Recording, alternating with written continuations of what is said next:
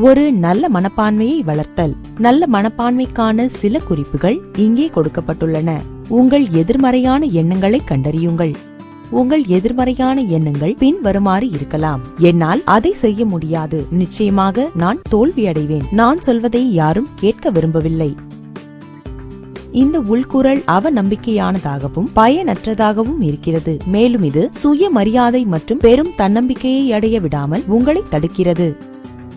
உங்கள் எதிர்மறையான எண்ணங்களை நேர்மறை எண்ணங்களாக மாற்றுங்கள்.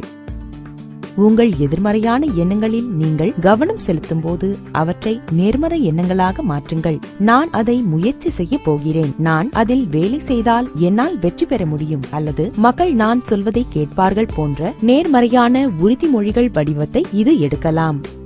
ஒரு நாளை சில நேர்மறையான எண்ணங்களுடன் துவங்குங்கள். நேர்மறையான ஆதரவு நெட்வொர்க்கை பராமரியுங்கள். உங்கள் கருத்தை உயர்த்தி பிடிக்க உங்களுக்கு நெருக்கமான குடும்பத்தினர்கள் அல்லது நண்பர்களுடன் தொடர்பில் இருங்கள். மேலும் உங்களை மோசமானவராக கருதும் நபர்கள் அல்லது காரியங்களில் இருந்து விலகி இருங்கள்.